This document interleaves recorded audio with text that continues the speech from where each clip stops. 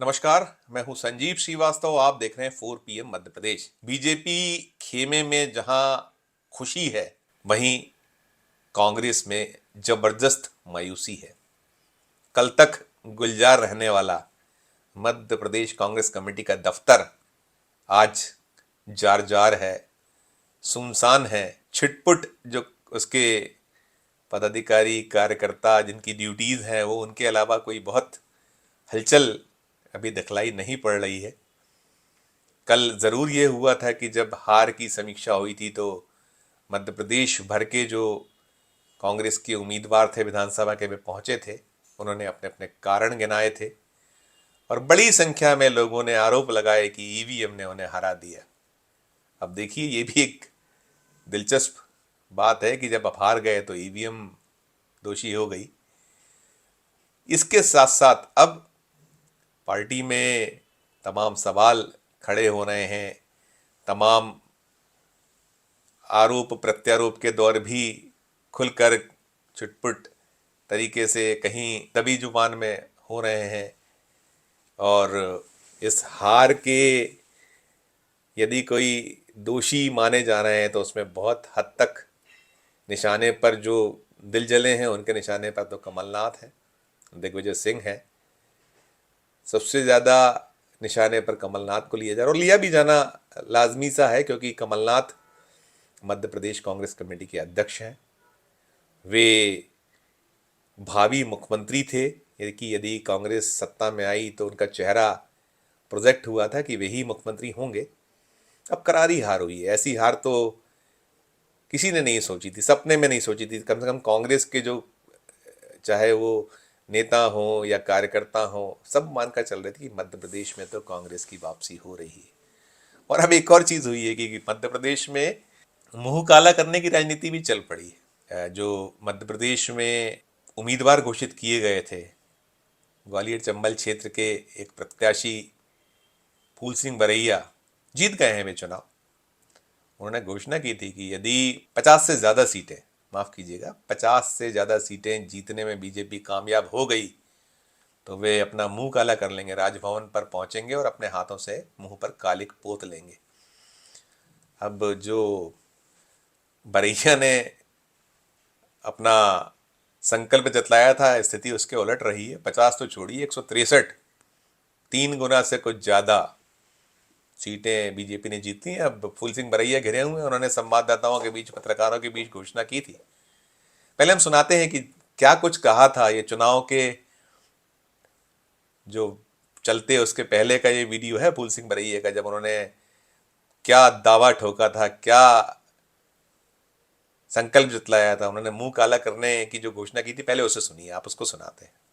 2023 के चुनाव में अगर भारतीय जनता पार्टी 50 विधायक भी जीत जाएगी, फूल सिंह बरैया राजभवन के सामने अपने हाथों से अपना मुंह काला कर लेगा। ये मेरी प्रतिज्ञा है। आप मिल जाएंगे रिजल्ट के बाद? अरे मैं तो रहूंगा ही, रिजल्ट के बाद मैं नहीं रहूंगा तो कौन रहेगा? मीडिया ढूंढेगी आप? मैं मीडिया ढूंढे, मीडिया के घर पे चला जाऊंगा, जहाँ कहेंगे वहां आ जाऊंगा। देखा आपने, सुना, ये दावा था फूल सिंह बरैया। फूल सिंह बरैया बड़े नेताओं में शुमार हैं। वे मध्य प्रदेश बसपा के अध्यक्ष रह चुके हैं।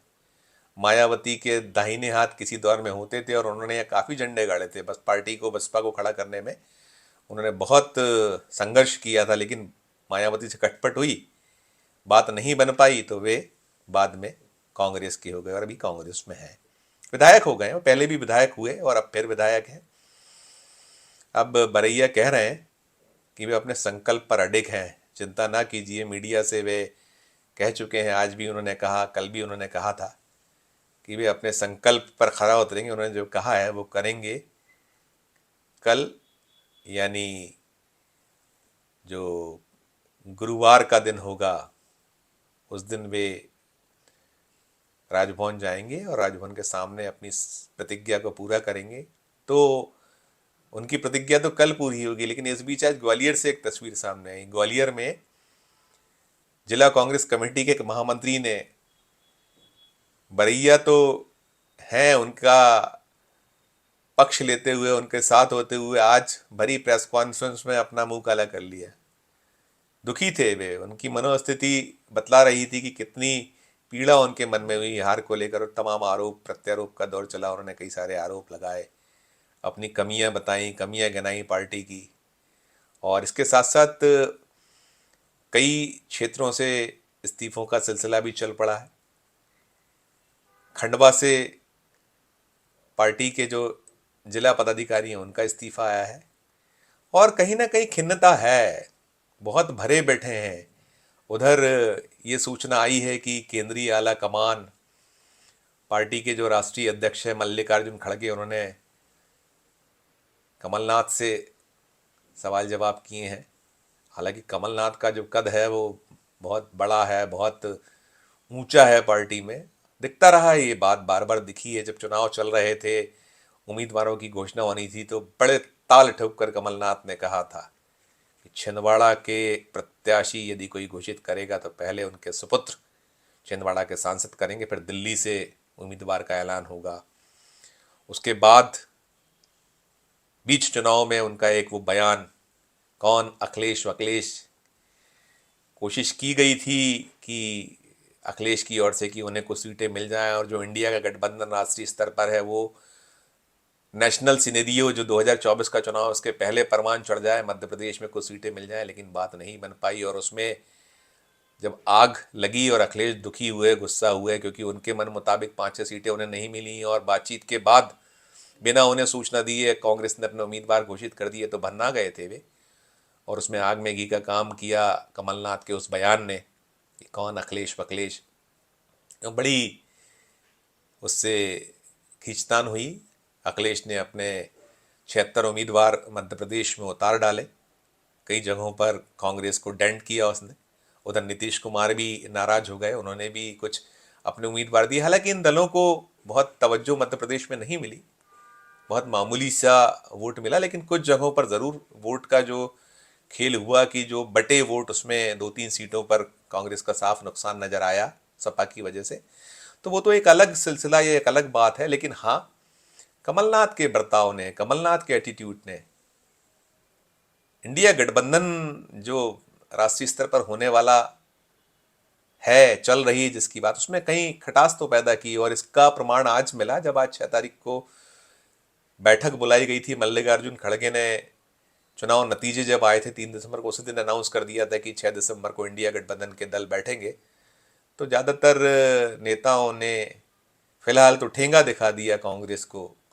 वो जो पीड़ा थी, वो जो कठिनाई थी, जो एटीट्यूड था तीनों राज्यों में, कहीं ना कहीं उधर राजस्थान को लेकर भी बार बार ये सवाल खड़ा हुआ कि अशोक गहलोत भी पार्टी से कहीं ऊंचे दिखाई दिए।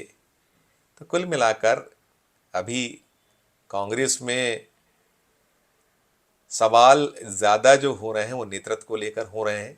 अब देखने वाली बात ये होगी कि आला कमान दिल्ली, केंद्र लोकसभा चुनाव के पहले क्या कुछ करता है। क्या मौजूदा जो नेतृत्व है मध्य प्रदेश का, कमलनाथ की अगुवाई में ही लोकसभा का चुनाव लड़ने का फैसला होता है, या प्रदेश अध्यक्ष बदलता है। नेता प्रतिपक्ष का भी एक फैसला होना है, कौन नेता प्रतिपक्ष होगा। कमलनाथ को ही पिछली बार हालांकि हुआ था, डॉक्टर गोविंद सिंह नेता प्रतिपक्ष बनाए गए थे, लेकिन इस बार क्या होगा वो सब पर निगाह प्रेक्षकों की है। पार्टी में जो दावेदार हैं उनकी भी लगी हुई है।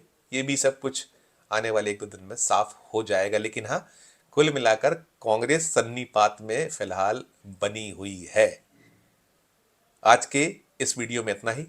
हम फिर किसी नए वीडियो के साथ आपके समक्ष उपस्थित होंगे। हमारा मध्य प्रदेश का ये चैनल नया है, जैसा मैं बार बार अपने वीडियो के आखिर में कहता हूँ, इसे लाइक कीजिए, इसे सब्सक्राइब कीजिए, हमारे इस वीडियो को अधिक से अधिक लोगों तक शेयर कीजिए।